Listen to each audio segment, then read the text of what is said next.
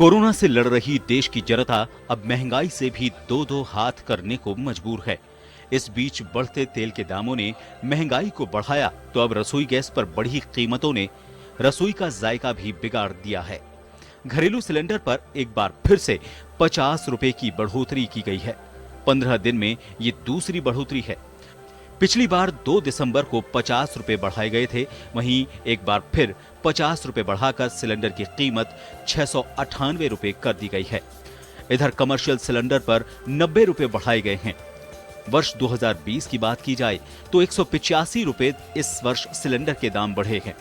LPG distributors federation of Rajasthan ने कीमतों की बढ़ोतरी का विरोध किया है। साथ ही केंद्र सरकार से मांग रखी है कि वो बढ़ी हुई कीमतों को वापस ले और आम जन को राहत दे। इस साल जनवरी माह से करीब घरेलू गैस सिलेंडर का मूल्य 185 रुपए बेसिक प्राइस बढ़ चुका है। इस बढ़ोतरी का राजस्थान एलपीजी डिस्ट्रीब्यूटर फेडरेशन विरोध करती है और सरकार से मांग करती है कि इस प्रकार बढ़ाए गए कीमतों को वापस कम करके जनता को राहत प्रदान की जाए।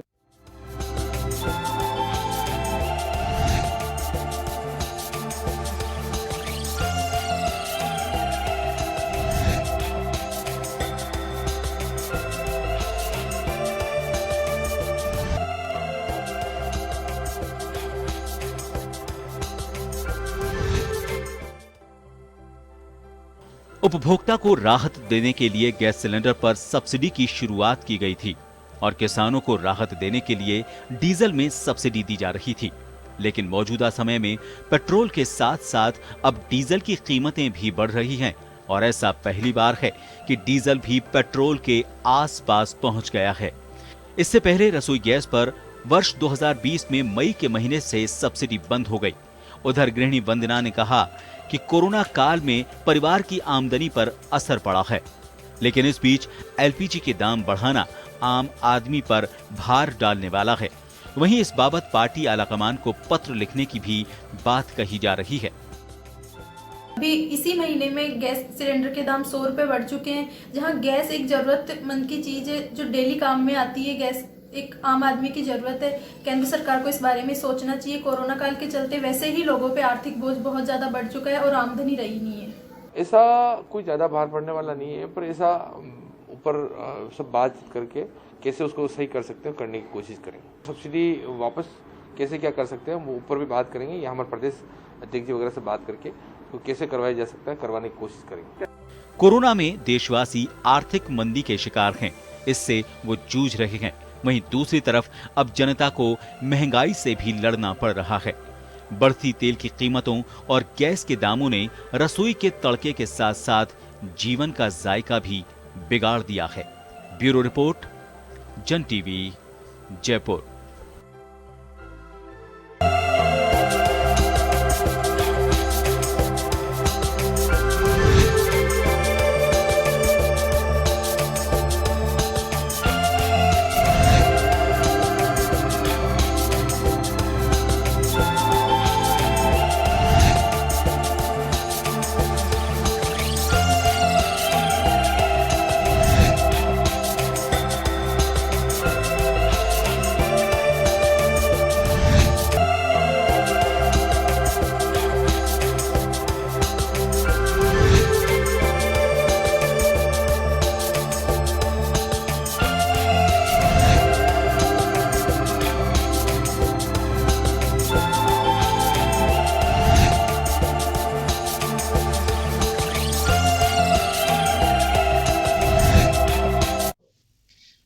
नमस्कार जंटू में स्वागत है आपका। मैं हूं योगेंद्र। आप देख रहे हैं खास खबर। खास खबर में हम बात करेंगे एक बार फिर महंगाई का डंका बढ़ता जा रहा है। डंका कहें या डंक कहें, जिसको चुभ रहा है वो डंक, बाकी राजस्व के लिए डंका। तो यही हमारा एजेंडा है। एक महीने में 100 रुपए का इजाफा हुआ है एलपीजी पे और फ्यूल प्राइस तो आप देख ही रहे हैं 83 पर लीटर डीजल और 91 क्रॉस यानी कि प्लस ये पेट्रोल के दाम है। और कोरोना की मार है, हर व्यक्ति के सामने रोजी रोटी या कहें कि अपनी दिनचर्याओं के साथ साथ जो रोजमर्रा की जिंदगी जो जीता है जिन संसाधनों के लिए, उन सब की आवश्यकता के लिए वो जूझ रहा है। लेकिन इसी बीच अगर महंगाई की मार हो तो अंदाजा लगा सकते हैं कि आम आदमी कैसे जीवन यापन करेगा। खैर चलिए, सरकारें कोई भी हो, हर सरकार यही दुआई देती है कि हमारे वक्त ऐसा नहीं है, वो बेहतर काम कर रहे हैं। रेवेन्यू अगर कलेक्ट हो रहा है तो वो विकास में खर्च होगा, लेकिन जैसे हम विपक्ष में होते हैं तो हमें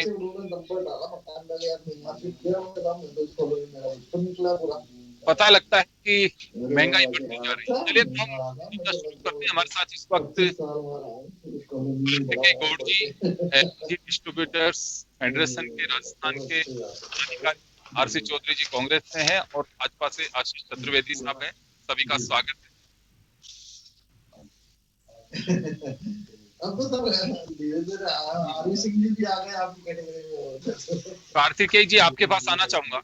आपके यहाँ किसी के यहाँ टीवी चल रहा है या तो क्या कोई पैरेलल आप लोगों ने कोई मोबाइल वगैरह कुछ खोल रखा है जिसकी आवाज आ रही है, वो डिस्टर्ब कर रही है? तो कार्तिकेय जी, आपके पास आ रहा हूँ। सबसे पहले मैं 1 महीने में 100 रुपए की बढ़ोतरी और एक बढ़ोतरी, जब हर व्यक्ति यह मान के चलता है कि चलिए आज का दिन निकला। बहुत सारे परिवार ऐसे हैं जो इस महंगाई से, अपने रोजगार से जूझ रहे हैं।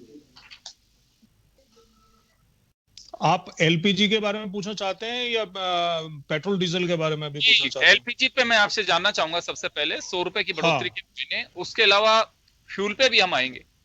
देखिए, ऐसा है, जैसे राजस्थान राज्य की बात की जाए। जी हाँ, बोलिए, आपकी आवाज आ रही है।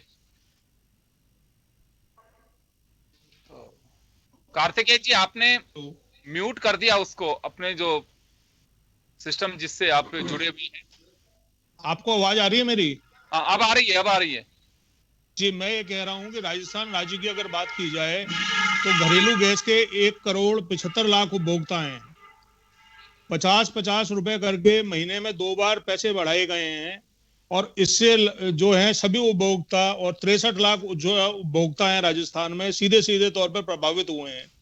तो आज दिन में हम लोगों ने फेडरेशन की मीटिंग कर इस बात की जो है विरोध सरकार को जताया है और हम लोगों ने आक्रोश भी किया है कि इस प्रकार से जो अघोषित और अप्रत्याशित जो महंगाई ये बढ़ा दी जाती, कीमतें ये नहीं बढ़ाई जानी चाहिए और सरकार को रोल बैक करना चाहिए। जी बिल्कुल। कभी भी कोई महंगाई होती है तो उसे बड़ा लॉजिकली बताया जाता है कि नहीं साहब, अगर विकास तो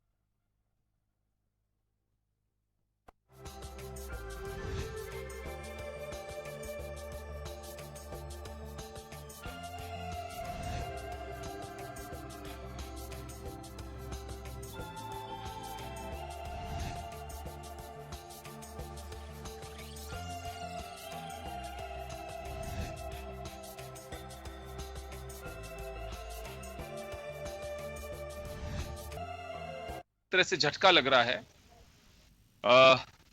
तो कैसे देखा जाए इसे? आम आदमी में पार्टी के कार्यकर्ता पहले आम आदमी होते हैं, उसके बाद पार्टी के कार्यकर्ता बनते हैं, तो एक महंगाई की मार तो राजनीतिक दलों को भी सहनी पड़ रही होगी। योगेंद्र जी, अभी कनेक्शन डिस्टर्ब हो गया था तो पता नहीं पड़ रहा है कि आप सवाल किससे पूछ रहे हैं। जी कार्तिकेय जी, आप मुझे सुन पा रहे हैं? हाँ, मैं सुन पा रहा हूँ सर। जी, मैं ये कहना चाह रहा हूं कि कोई भी गवर्नमेंट हो या हमारे जो भी सिस्टम से जुड़े लोग हैं, कभी भी महंगाई बढ़ती है तो उसे जस्टिफाई करते हैं कि नहीं साहब, अगर ये पैसे नहीं बढ़ते तो विकास कैसे होगा। अभी क्या कहा जा रहा है इस बात को लेकर के? हेलो, मेरी 100 रुपए बढ़ोतरी पर, 100 रुपए बढ़ाने पर क्या तर्क है सरकार का?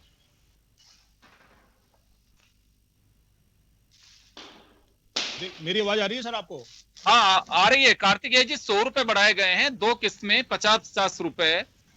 तो कोई लॉजिकली बताया जा रहा होगा कि कोई तो तर्क होगा कि हाँ, इस वजह से पैसा बढ़ाया जा रहा है।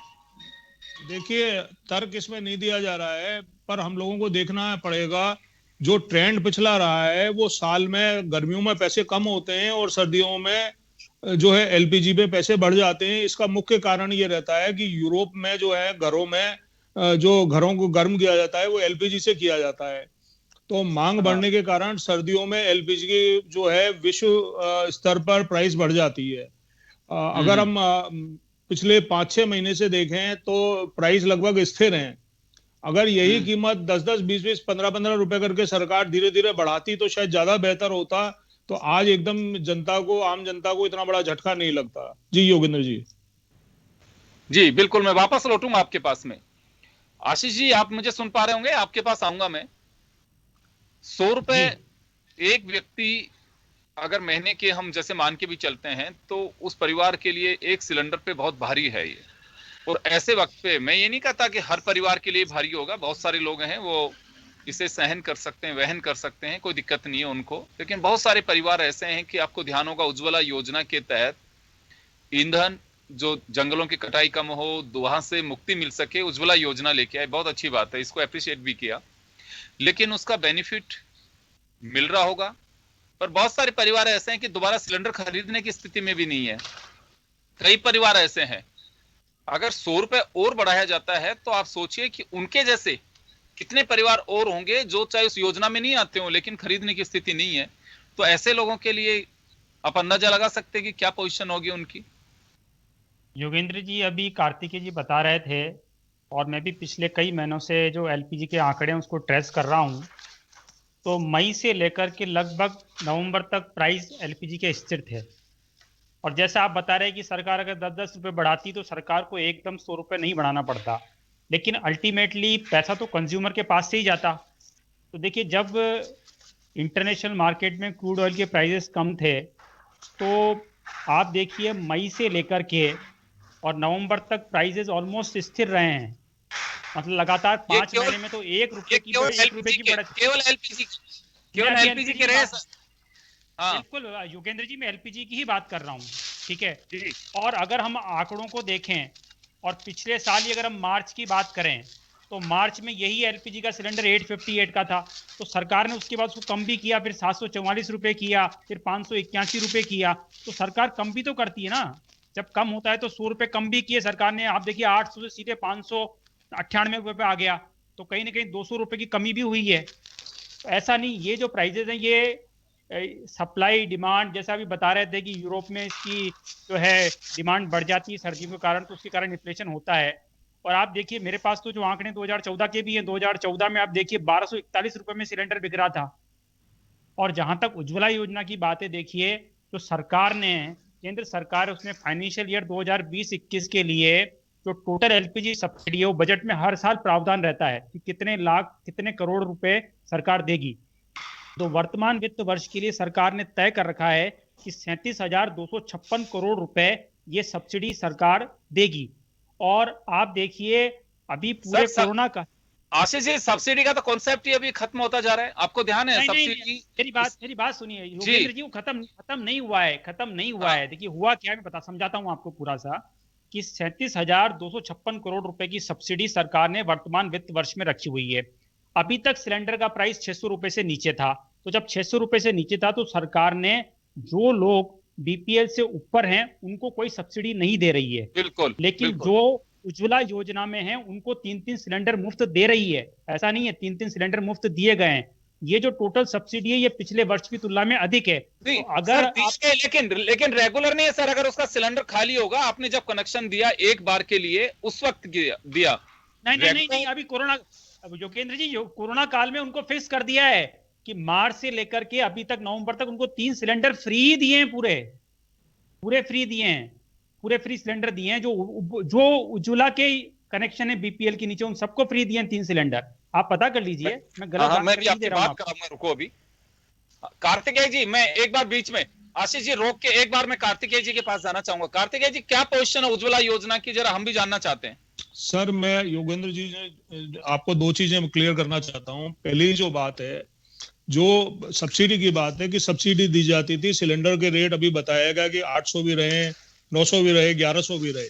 हाँ। लेकिन सरकार ने सिलेंडर का एक बेसिक प्राइस 510 रुपए तय कर दिया था, जो जनवरी में भी अगर आप देखेंगे, इस जनवरी में 2020 में भी था, तो 500-525 रुपए में सिलेंडर मिल रहा था। अब 185 रुपया जो है धीरे धीरे करके 12 महीने में बढ़ा दिया उसका बेसिक प्राइस, और आज जो 698 रुपए का सिलेंडर मिल रहा है इस पे कोई सब्सिडी नहीं है। इसका मतलब सरकार ने धीरे धीरे लगभग 200 रुपया जो है एक साल में सब्सिडी का बेसिक प्राइस बढ़ा दिया है। अब ये जो डीबीटीएल की बात हो रही है, डीबीटीएल में जो 35,000 करोड़ का बजटिंग रखा गया है, इसमें एलपीजी में कितना रखा गया है ये सरकार के विवेक पे और सरकार का क्षेत्राधिकार पे, उस पर चर्चा मैं नहीं करना चाहता। लेकिन जनता को आपके माध्यम से जरूर बताना चाहूंगा कि सरकार ने एक साल के अंदर एलपीजी के जो घरेलू सिलेंडर 14.2 किलो का, उसका बेसिक प्राइस लगभग 200 रुपया ज्यादा कर दिया है। और अब जो पहले 500 रुपए में सब्सिडी मिलने के बाद में चाहे 800 रुपए का मिलता था, उस पर 300 रुपए सब्सिडी मिल जाती थी, तो सिलेंडर वास्तविक उपभोक्ता को 500 रुपए का ही पड़ता था। 900 रुपए होता था तो 400 रुपए सब्सिडी मिल जाती थी, सिलेंडर फिर उसको 500 रुपए का ही मिलता था। लेकिन आज सब्सिडी का एलिमेंट जैसे धीरे धीरे खत्म किया जा रहा है और बेसिक प्राइस धीरे धीरे बढ़ाया जा रहा है। ये जो 50 रुपए करके 2 बार जो 100 रुपए बढ़ाए गए हैं, ये अगर हम देखें तो असेंशियली ये उसके बेसिक मूल्य ही बढ़ा दिया गया है। अभी सब्सिडी कुछ नहीं आ रही है, सब जानते हैं अभी सब्सिडी नहीं आ रही है।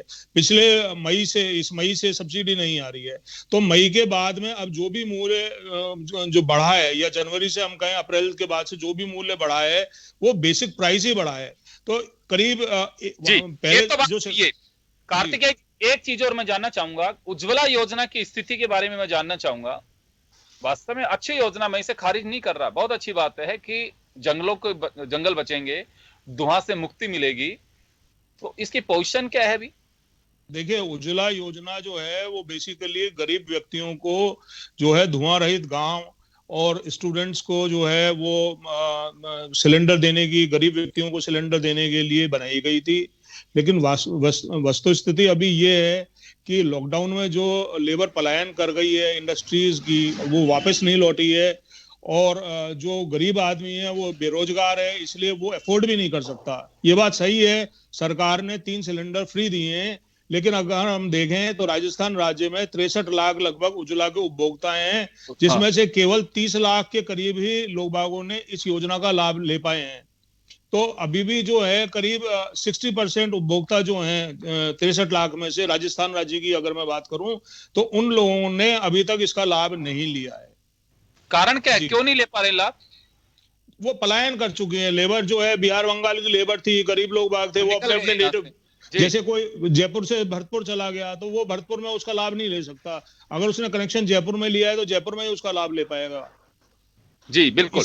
हाँ, और दूसरी बात ये जी, इसमें मुझे लगता है कि जो बात है उसमें गुंजाइश की आवश्यकता है कि इसे थोड़ा फॉर्मेट बदलना पड़ेगा इसका, अगर सरकार तक ये बात पहुंचे। अगर वास्तव में जो कंज्यूमर है, अगर वो माइग्रेंट करता है तो उसको बेनिफिट वहां भी राज्य में जाके मिल सके या उस शहर में मिल सके, तो मुझे लगता है कि इसका एक जो मकसद लेके चल रहे हैं शायद वो ज्यादा सोल हो सके। हाँ, और सरकार को इस योजना को मार्च तक के लिए आगे बढ़ाना चाहिए। जो लोग लाभ नहीं ले पाए वो इसका लाभ लेवें, और सर्दियों में चूंकि सिलेंडर का मूल्य बढ़ जाता है और गरीब आदमी अफोर्ड नहीं कर पाता है, तो वो अगर वो महंगा सिलेंडर अगर वो निःशुल्क ले पाएगा तो मेरे ख्याल से ज्यादा लाभ की उसके लिए। आरसी चौधरी जी आपके पास आ रहा हूं, आरसी चौधरी जी आपके पास आ रहा हूं एक बार में। फ्यूल प्राइस और एलपीजी दोनों एक साथ बढ़ना, महंगाई के बीच ये कहें कि जैसे कोरोना के कोड में महंगाई की खास कही जा सकती है इसे। जैसे जनरली लोगों से बात होती है कि फ्यूल प्राइस अगर बढ़ता है तो उसका असर तमाम चीजों पे पड़ता है, लेकिन प्रतिपक्ष की भी जो आवाज होनी चाहिए थी इस पे, वो आवाज आ नहीं रही है महंगाई पे। केवल ट्वीट करना, या मुझे नहीं लगता कि ऐसा, आज किसान भी हैं अपनी मांग को लेकर के हैं, तो प्रतिपक्ष की महत्वपूर्ण पार्टी, एक प्रतिपक्ष में जो भूमिका होनी चाहिए कांग्रेस की, वो भूमिका अभी वो भी नहीं निभा पा रही। आपको लगता है कि महंगाई एक ऐसा मुद्दा रहा है कि हर बार आप लोगों को जब सत्ता में थे तो सामने से प्रतिपक्ष के प्रहारों को बहुत झेलना पड़ा, तो आज क्या खामोशी है कि उस तरह से विरोध नहीं हो पा रहा है? योगेंद्र जी, सबसे पहले तो मैं कहना चाहूंगा कि जिस प्रकार भारतीय जनता पार्टी के प्रवक्ता उन्होंने कहा कि जो 50-50 रुपए हमने 2 बार अभी बढ़ाए हैं नवंबर के बाद में, 1 मंथ के अंदर आपने 100 रुपए प्रति सिलेंडर गैस के दामों में वृद्धि की है। अच्छा होता हम 10-10 रुपए प्रति माह बढ़ाते तो शायद आज जनता नहीं बोलती। निश्चित रूप से भारतीय जनता पार्टी प्रवक्ता सही कह रहे हैं। उनकी जो सोच है वो सोच यही है कि जनता को हम किस प्रकार से सहता दर्द दें ताकि वो जनता चिल्ला भी ना पाए। दूसरा, आपने कहा कि प्रतिपक्ष के तौर पे कांग्रेस वो कहीं नजर नहीं आ रही। इस देश का बड़ा दुर्भाग्यपूर्ण है कि लोकतांत्रिक व्यवस्था के अंदर आज किसानों का आंदोलन चल रहा है या कोई भी आंदोलन हो, उस आंदोलन के साथ में अगर कोई राजनीतिक दल खड़ा होता है तो भारतीय जनता पार्टी किस प्रकार से प्रतिक्रिया देती है, या आप मेरे से बेहतर जानते हैं। अगर मेरी बात गलत हो तो उसको डिनाई करें, उस बात को काटें। किसान के साथ में कांग्रेस खड़ा होती है, कौन सा गुनाह करती है? इस देश का कोई भी नागरिक अगर अपने हक की मांग के लिए खड़ा होता है तो उसके साथ में कांग्रेस पार्टी खड़ी होती है।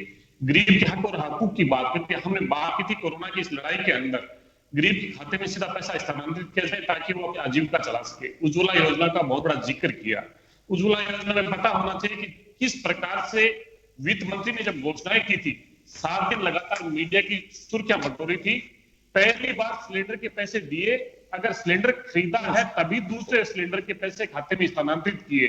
66% जो उज्ज्वला योजना के अंदर लाभार्थी थे उन्होंने द्वितीय सिलेंडर नहीं ले पाए थे, 66% ने, और फिर 80% तीसरा सिलेंडर नहीं ले पाए थे। इसलिए लोगों की दयनीय स्थिति क्या होगी? आप क्लीन फ्यूल की तरफ तो लेके जा रहे हैं, लेकिन लेके स्थिति क्या रही होगी? एक चीज ये कहना चाहूंगा। दूसरा मैं कहना चाहूंगा, भारतीय जनता पार्टी के जो लोग हैं, 2004 के अंदर यूपीए की सरकार बनी थी।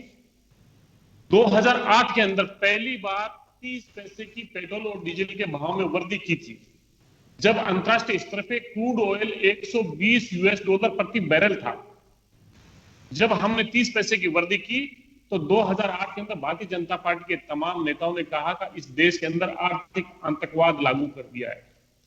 इनके आज जो केंद्रीय मंत्री हैं वो सिलेंडर और वो लेके बैठे थे। आज हम इनसे पूछना चाहते हैं, बहुत ही महंगाई की बार, अब की बार मोदी सरकार, इस मोदी सरकार ने तो ऐसा लूट दिया कि जनता ना चिल्ला सके, ना बोल सके, ना कोई और चीज हो सकती है जी। मैं शुक्र करना चाहता हूं कि ये सोशल मीडिया का प्लेटफॉर्म है। मोदी मीडिया पे तो ये मुद्दे ही गुम हो गए, और उनका धन्यवाद देना चाहता हूं आप जैसे चैनल को, जिसपे ये जिक्र तो हो रहा है, जिसपे महंगाई की मार का जिक्र तो हो रहा है। महंगाई डायन 50 पैसे की वृद्धि में बोलते थे। आज पेट्रोलियम मंत्री थे धर्मेंद्र प्रधान, जब उनसे कहा कि क्रूड ऑयल की जो प्रतिदिन की समीक्षा नहीं होनी चाहिए, उन्होंने कहा नहीं, प्रतिदिन की समीक्षा करेंगे। 15 लाख करोड़ रुपए का रेवेन्यू उन्होंने एक्साइज ड्यूटी से कलेक्ट किया, 15 लाख करोड़ रुपए का। कहते हैं हमने विकास किया। ये विकास कैसा हुआ? ये कंपनी है जो विकास कर रही है देश की जनता पे। इस महंगाई की मार पे जहां पे रोजगार खत्म हो गए, जहां पे धंधे नहीं है, जहां पे आपकी गलत नीतियों के कारण व्यापार बर्बाद हो गए, किस प्रकार से शहरी जनता ने आईना दिखाया समझ में नहीं आती जी। पता क्योंकि ये जनता जानती है कि किस प्रकार से भारतीय जनता पार्टी के नेताओं ने जुमले गढ़े, वापस आ रहा हूं, भारतीय जनता पार्टी के नेताओं ने तमाम बातें की। मैं वापस आरसी चौधरी जी वापस आ रहा हूं। मैं छोटे से ब्रेक के लिए रुकूंगा, ब्रेक के बाद हम जल्द लौटें।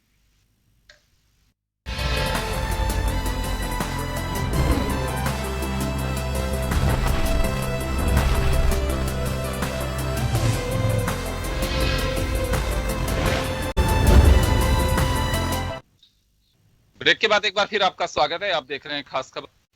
बात कर रहे हैं महंगाई डायन खाए जाते, फ्यूल प्राइस, एलपीजी के दाम 100 रुपए बढ़ा दिए गए हैं।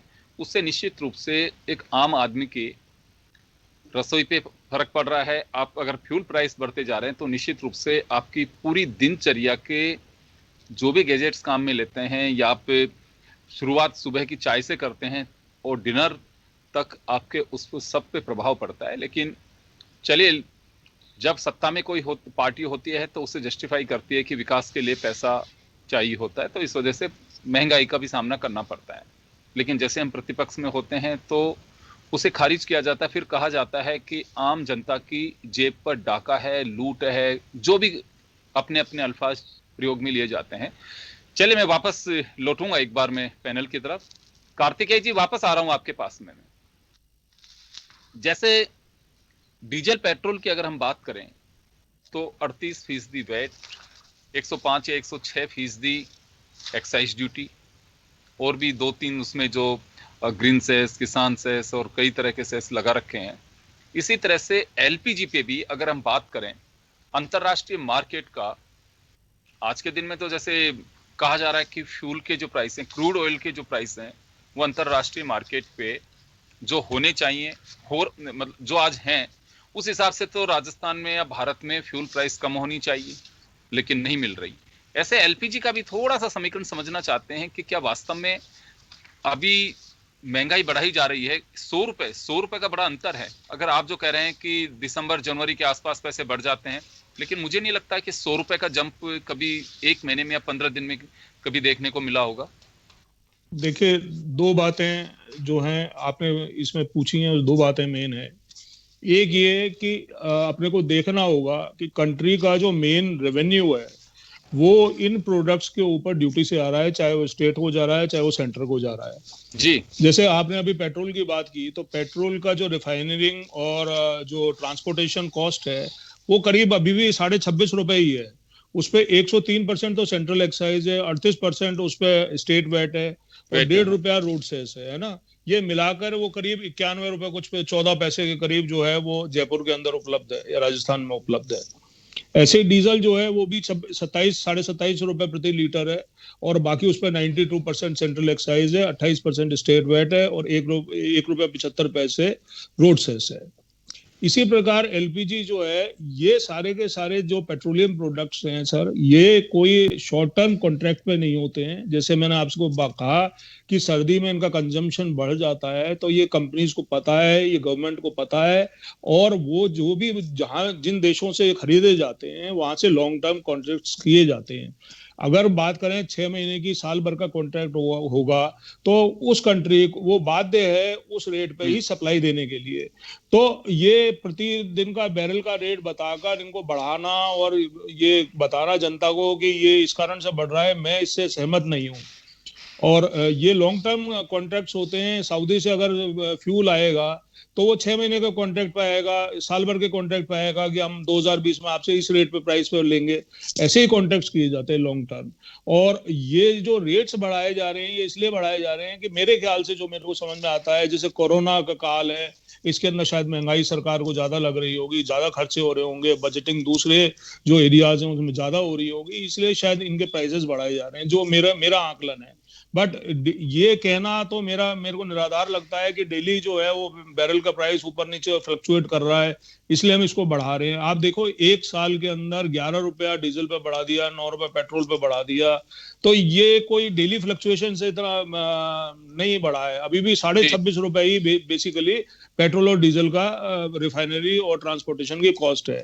ऐसे एलपीजी अगर आप देखें कि एलपीजी पे भी मेरे ख्याल से अगर आप कॉमर्शियल सिलेंडर की बात करेंगे तो कॉमर्शियल सिलेंडर आज की तारीख में कंपनी डोमेस्टिक सिलेंडर से भी सस्ता उपलब्ध करा रही है। यानी एक 5 स्टार होटल को जो एलपीजी गैस मिल रही है वो 18% जो है वैट लगाने के बाद में भी डोमेस्टिक सिलेंडर से सस्ती उपलब्ध कराई जा रही है। इसका मतलब इनकी जो रेट है ये जेन्युइन रेट नहीं है, ये तो कंपनी ने मोनोपोली है, 3 कंपनियों की मोनोपोली है जो उपलब्ध करा रही है इन प्रोडक्ट्स को। ये फ्री ट्रेड नहीं है सर, इसलिए ये जनता को तो मतलब ये पे करना पड़ रहा है क्योंकि गवर्नमेंट ने इसके प्राइसेस फिक्स कर रखे हैं। अब ये तो राजनीतिक पार्टीज और जनता को पूछना चाहिए कि भाई आपने इसको इतना हाई प्राइस्ड क्यों कर रखा है। जी बिल्कुल। आरसी चौधरी जी, आपके पास आना चाहूंगा।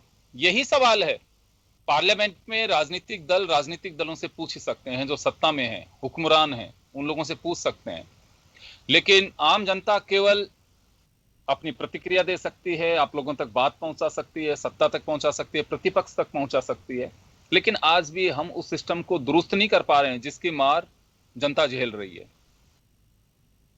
योगेंद्र जी, इस देश की डेमोक्रेसी के लिए ये दुर्भाग्यपूर्ण है।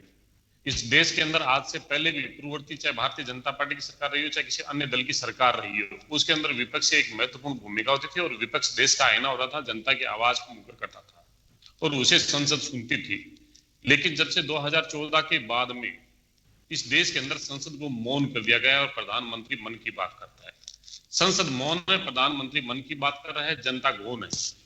आखिर सुने तो सुने कहां पे? जिस प्रकार से हमारे जो पेट्रोलियम डीजल एसोसिएशन के जो अध्यक्ष हैं, उन्होंने जो बातें कही, ये दिल दहराने वाली बातें हैं। मैं उम्मीद करता हूं भारतीय जनता पार्टी के जो नेता हैं इस बात का जवाब देंगे। जब इस देश के अंदर लोगों के जीवन यापन मुश्किल हो जाता है, लोगों के रोजगार खत्म हो जाते हैं, बेरोजगारी दर चरम पे होती है, उसके बीच में आप महंगाई की मार दे के आप उसके जीवन को कितना दुर्लभ कर देते हैं, निर्मम कर देते हैं, ये अपने आप में एक चिंता का विषय है। क्या इस देश की जनता सिर्फ उपभोक्ता नजर आती है सरकार को? क्या इस देश की जनता के लिए वो सिर्फ ग्राहक है? देश की जनता प्रधानमंत्री के लिए ग्राहक है? हाँ, हम ये पूछना चाहते हैं कि प्रतिदिन समीक्षा की जो बात थी, जीएसटी के दायरे में लाने की बात थी, तमाम सब चीजें थी, क्यों नहीं लेके आना चाहते? इस देश के अंदर कहा था एक देश एक टैक्स, क्या हुआ उस जुमले का? प्रधानमंत्री जी आधी रात को संसद खोल के और उसके ऊपर जैसे करते हैं कि देश के अंदर आजादी मिली हो, वो आदंश क्यों दे रहे इस जनता को? हर रात को तय होता है कि 130 करोड़ लोगों से कल हमें कितना रुपए उगाना है, कितना रुपए हमें इकट्ठा करना है। ये रात को जब हम सोते हैं तब आज जो 92 रुपए 16 पैसे पेट्रोल है, हो सकता है सुबह जब हम उठे तो वो 92 रुपए 40 पैसे मिले। और भारतीय जनता पार्टी ने तय कर लिया 100 रुपए बढ़ा के उन्होंने गलती कर दी। अगर 5-5 रुपए प्रति माह बढ़ाते तो हो सकता है शायद हम इस मुद्दे पे चर्चा ही नहीं करते। पेट्रोल प्रतिदिन बढ़ता है, हम चर्चा ही नहीं करते। लगातार 17 दिन लगातार बढ़ता रहा, हम चर्चा ही नहीं करते। क्यों? क्योंकि इस जनता को इस चीज से कर दिया उसने कि इस चीज की वो अब कोई आवाज रही नहीं।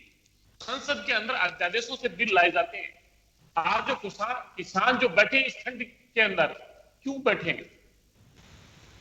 अगर वो 5 जून को अध्यादेश के माध्यम से अगर ये बिल लेके नहीं आते संसद में, अगर अपने दबाव से अगर उसको कानून नहीं बनाते, अगर उनके साथ में संवाद होता है, स्टैंडिंग कमेटी के पास में जाते तो शायद ये देश आज थमता नहीं। इसलिए ये देश को चुनी हुई सरकार के माध्यम से उद्योगपति चला रहे हैं। जैसे ईस्ट इंडिया कंपनी ने यहाँ पे ब्रिटिश रूल स्थापित किया, यहाँ पे इंडियन गवर्नमेंट है रूल स्थापित कर रही है। आरसी चौधरी जी, मैं जवाब दिलवा रहा हूं आपको। आशीष चतुर्वेदी जी से मैं जवाब दिलवाता हूं, आपको जवाब दिलवा रहा हूं जी। आशीष जी, अभी सुना आपने आरसी चौधरी जी को, लेकिन मैं कहना चाहूंगा एक आम आदमी की तरह, आप भी एक आम जन पहले हैं, उसके बाद में पार्टी के कार्यकर्ता हैं, इस समाज का हम सब लोग एक हिस्सा हैं। तो यहाँ एक सवाल उठता है कि हम सिस्टम दुरुस्त नहीं कर पा रहे हैं। जब पेट्रोल को डिकंट्रोल किया गया, फिर डीजल को डिकंट्रोल आप लोगों ने कर दिया, तब से ये था कि अंतर्राष्ट्रीय मार्केट के हिसाब से डीजल पेट्रोल पे प्राइस बढ़ेंगे। कार्तिकेय जी, यही सब कुछ था शायद इसके पीछे मोटिव जो था। इसी तरह से एलपीजी पे भी था, लेकिन डिकंट्रोल का कोई औचित्य रह नहीं गया। अब डिकंट्रोल करने के बाद सरकारें अपने मुताबिक अपने तरीके से उस रेट को फिक्स करने लग गई। तो मुझे लगता है ये तो नाइंसाफी है। आपकी सरकार हो चाहे पूर्ववर्ती सरकार हो, मैं आप ही को अकेले को कटघरे में खड़ा नहीं कर रहा हूं, लेकिन आप लोग थे। योगेंद्र जी, अभी चौधरी जी बोल रहे थे कि ये जीएसटी के दायरे में क्यों नहीं आया है, तो आप बताइए, जब भी जीएसटी काउंसिल की मीटिंग होती है तो वहां पे कांग्रेस के चीफ मिनिस्टर भी होते हैं, भारतीय जनता पार्टी के चीफ मिनिस्टर भी होते हैं और अन्य पार्टियों के चीफ मिनिस्टर भी होते हैं। तो सभी चीफ मिनिस्टर का एक रिजर्वेशन रहता है कि साहब जो पेट्रोल का और डीजल का जो वेट हमको मिलता है, ये हमारा मेन सोर्स ऑफ रेवेन्यू है, इस कारण से वो इसको जीएसटी के दायरे में नहीं लाना चाहते हैं। और अगर हम राजस्थान की बात करें तो राजस्थान में पेट्रोल पे जो 38% वेट लिया जा रहा है, ये जितने भी एडजॉइनिंग स्टेट हैं, चाहे हरियाणा, पंजाब, गुजरात, मध्य प्रदेश, उत्तर प्रदेश, दिल्ली, इन सब में ये हाईएस्ट है। अब लेकिन हो सकता है सरकार को लगता होगा कि ये मेन रेवेन्यू है तो इसको बढ़ाए रखना चाहिए। सेम स्थिति डीजल के साथ है। डीजल में देखें तो केवल एकमात्र दिल्ली ऐसा प्रदेश है जिसका की वेट हमसे ज्यादा है। बाकी जितने भी एडजॉइनिंग राज्य हैं हमारे, उन सबका वेट इससे कमी है। तो देखिए, अभी कार्तिकी जी बता रहे थे कि सरकार को कोरोना काल में बहुत खर्चा भी करना पड़ा है, तो कहीं ना कहीं सोर्स ऑफ रेवेन्यू, जैसे इनकम टैक्स कलेक्शन कम हुआ होगा या इंडस्ट्री का कलेक्शन कम हुआ होगा, तो कहीं ना कहीं सरकार को अपना रेवेन्यू भी तो बढ़ाना है ना। देश में इंफ्रास्ट्रक्चर भी डेवलप करना है, लोगों को मेडिकल हेल्थ भी प्रोवाइड करनी है। और देखिए, जहाँ तक इन्फ्लेशन की बात है, आप इस पर बहुत अच्छे से फेयर एनालिसिस कीजिए। मैं कहता हूँ WHO के डेटा लेके आइए कि 2004 से लेकर के 2014 के बीच में इन्फ्लेशन क्या था, 2014 से लेकर के 2020 में क्या इन्फ्लेशन था। मैं भी कुछ आंकड़े देख रहा था, तो आप देखिए 2012 से लेकर के 2014 तक कंसिस्टेंटली इन्फ्लेशन 8% से ऊपर बना हुआ था। एक महीना भी ऐसा नहीं था जब इन्फ्लेशन की रेट 8% से नीचे गई हो। और आप आश्चर्य करेंगे, कुछ कुछ महीनों में तो ये 10% और 12% तक रहा है। मैं चलिए आशीष जी मैं माफी चाहूंगा, समय कम है, मैं एक बात जानना चाहता हूं कि जो सिस्टम जिसको दुरुस्त किया जाना चाहिए, क्योंकि डी कंट्रोल करने के पीछे मोटिव यही था कि जनता को राहत दिया जा सके अंतरराष्ट्रीय मार्केट के अकॉर्डिंग। मैं 30 सेकंड में आपकी बात जानना चाहूंगा, ये सिस्टम दुरुस्त करने के बजाय ये तो बिल्कुल हमने गर्त में डाल दिया। नहीं, देखिए अभी जो प्राइसेस बढ़ रहे हैं उसका कारण यही है ना कि इंटरनेशनल जो मार्केट है उसमें क्रूड ऑयल का प्राइस बढ़ रहा है। जब प्राइस बढ़ रहा है तो ये उसी हिसाब से बढ़ रहे हैं, जब कम होंगे तो वापस कम होने लग जाएंगे। आप देखिए सर, लेकिन जब हम कम होते हैं तो हम चर्चा नहीं करते। 120 क्रूड ऑयल के जब दाम थे उस समय 70, और आज कितना मानते हैं आप, कितना है क्रूड ऑयल का? आज 50 रुपए, $50 50-55 के आसपास तो ये चल रहा है। तो सर हम उस समय 91 पे जा रहे हैं, हम कैसे जस्टिफाई करेंगे इसे? आप देखिए इसमें स्टेट गवर्नमेंट का भी तो रेवेन्यू बहुत है ना। स्टेट गवर्नमेंट जितना वो कितना टैक्स लगा रही है आप देखिए, 38%। सेंट्रल तो 38% वो लगा रही है। आप देखिए जितना सेंट्रल एक्साइज जा रहा है उससे ज्यादा तो ये कमा रहे हैं एक लीटर पे। 103% सब जो है वो एक्साइज ड्यूटी है, वो 103% है। लेकिन जो रुपए आ रहा है ना, आप रुपए का वेरिफिकेशन कीजिए कि 90 रुपए में सेंट्रल गवर्नमेंट के पास कितना जा रहा है, स्टेट गवर्नमेंट के पास कितना जा रहा है। करना चाहिए। चले, मैं माफी चाहूंगा, लेकिन मुझे लगता है कि जनता की तकलीफ है और ये आंसू जरूर पहुंचने चाहिए, और अगर कहीं कोई सिस्टम में खामी है तो उसे दुरुस्त करना चाहिए। ये कहा जाता है कि घाटा हो रहा है, जो कंपनी है उनको कोई घाटा नहीं हो रहा। उनका जो रेवेन्यू कलेक्शन है या उनका जो प्रॉफिट है अगर थोड़ा कम भी होता है तो जनता को राहत देना चाहिए, क्योंकि सरकार जनता के लिए चुनती है, ब्यूरोक्रेट्स के लिए नहीं। वो अपने अंदाज से चलाते हैं सरकारों को, और वो वैसे ही उसी खांचे में, उसी रवैये में ढल जाते हैं जो हम बाहर से तस्वीर देखते हैं, और जैसे सत्ता की कुर्सी पे बैठते हैं तो सारा सिस्टम बदल जाता है। कोई पार्टियां हो, ये एक ही नक्शे कदम पे चलती हैं महंगाई के मामले में, क्योंकि अगर बढ़ाते हैं तो उसे जस्टिफाई करते हैं, और जब प्रतिपक्ष में होते हैं तो हम आवाज बुलंद करने की कोशिश करते हैं। तो दोनों चीजें नहीं होनी चाहिए। जब हम कुर्सी पे बैठे तो कम से कम उसे कोशिश करनी चाहिए कि जिस जनता की आवाज को हम बाहर उठा रहे थे अब हम उसे स्थापित करें। बहुत बहुत शुक्रिया आप सभी का। खास खबर में इतना ही, दीजिए इजाजत, नमस्कार।